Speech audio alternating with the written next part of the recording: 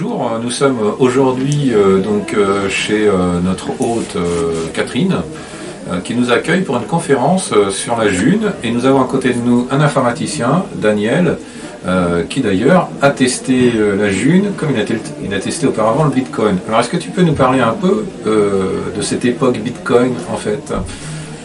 Alors le Bitcoin, je l'ai connu, parce que je suis informaticien, un petit peu pas en avant-première, mais avant la population moyenne, dans le domaine informatique, c'est quelque chose qui a fait le buzz.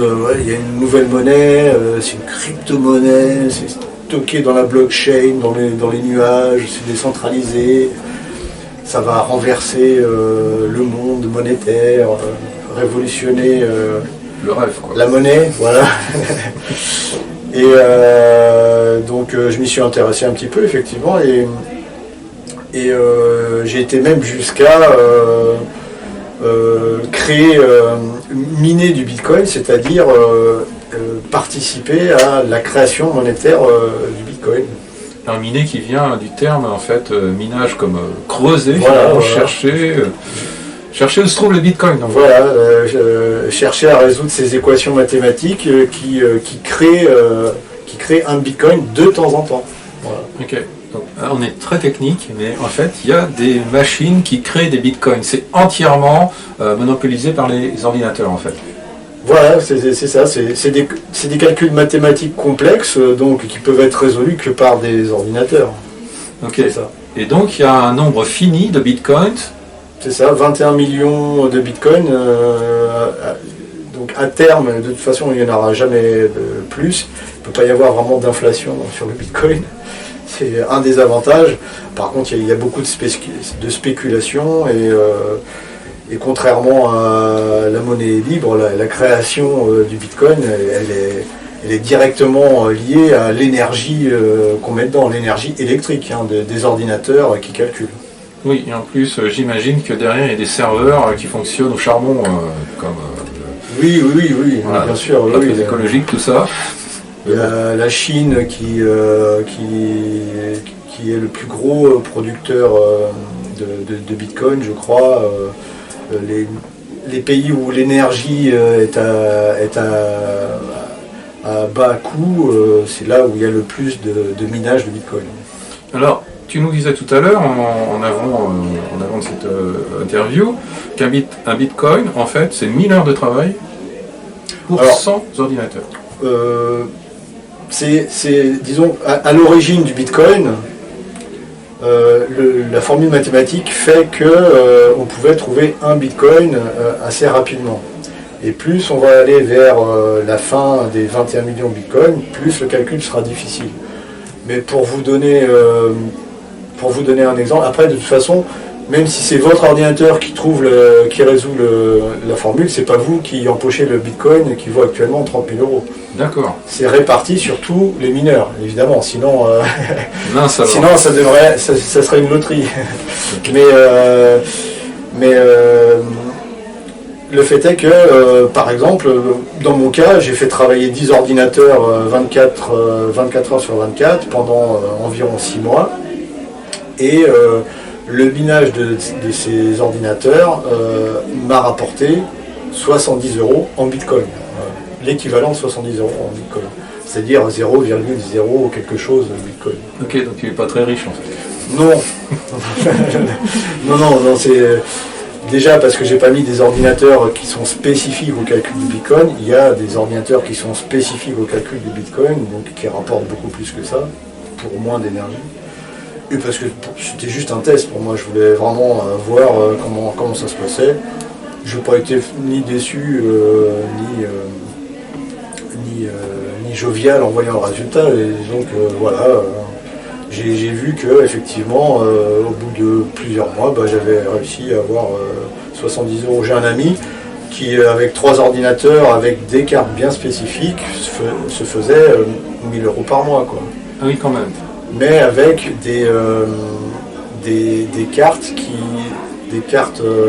mettaient dans l'ordinateur qui elles-mêmes valaient 2000 € déjà. Du coup, les perdants. Non, parce que ces cartes-là, c'est les mêmes qui servent à jouer aux jeux en 3D. Les calculs sont similaires en fait. Ok. Entre calculer le Bitcoin et calculer un jeu qu'on affiche sur un écran.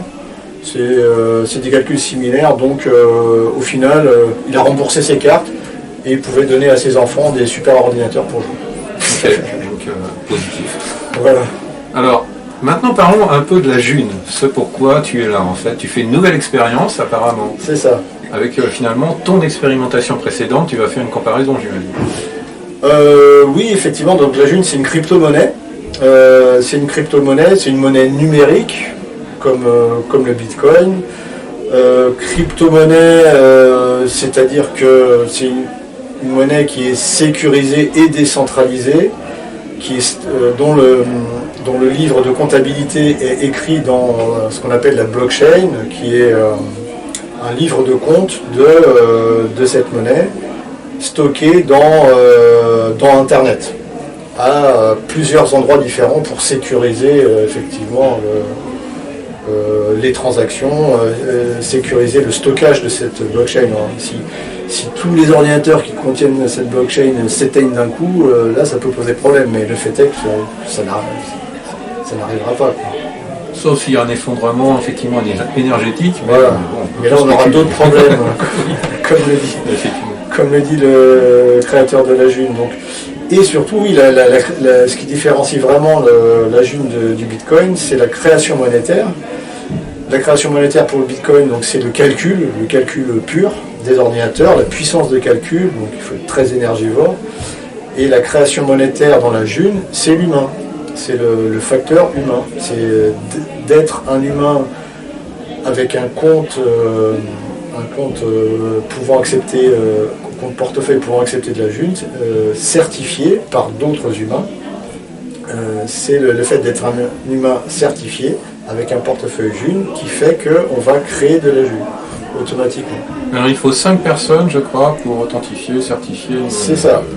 C'est pas encore mon cas, mais c'est ce que j'ai compris effectivement. Donc tu n'es pas sûr d'exister en fait, quand tu n'es pas certifié par 5 personnes. Non, je peux faire déjà des échanges, j'ai déjà un compte portefeuille, je peux recevoir et donner et acheter avec de la June, mais je ne suis pas créateur de monnaie. Okay. C'est ça la différence entre le compte portefeuille simple et le compte membre certifié qui lui fait de la création, vraiment de la création monétaire. Et c'est ce principe-là qui se distingue vraiment des crypto-monnaies de base qui m'intéresse pour l'instant. D'accord. Alors créateur de monnaie, ça veut dire qu'à chaque mois, tu es rajouté un certain quota de June. Je crois que même c'est tous les jours. Tous les jours.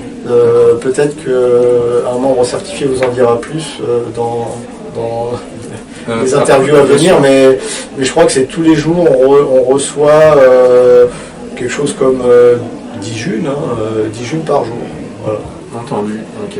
D'accord. Donc, on reçoit automatiquement et donc on augmente la masse monétaire. Juste parce que tu es un être humain. Voilà, juste parce que tu es un être humain qui a été certifié. Voilà. Donc voilà. Ça ne veut pas dire qu'on est réduit à une valeur monétaire, mais ça veut dire qu'on a de la valeur de construction pour une société, un monde meilleur, etc.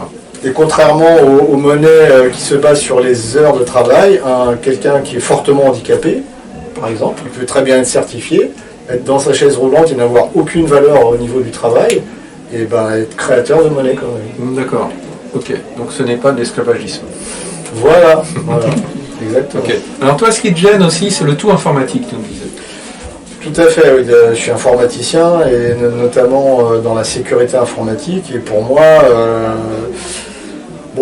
je suis curieux de cette expérience, mais je reste prudent parce qu'il faut savoir que tout ce que vous mettez sur votre téléphone, actuellement, téléphone Android ou iPhone, tout ce que vous mettez dessus, tous les mots de passe que vous pouvez mettre les plus compliqués possibles, il ne faut pas se leurrer, ils peuvent être retrouvés. Voilà.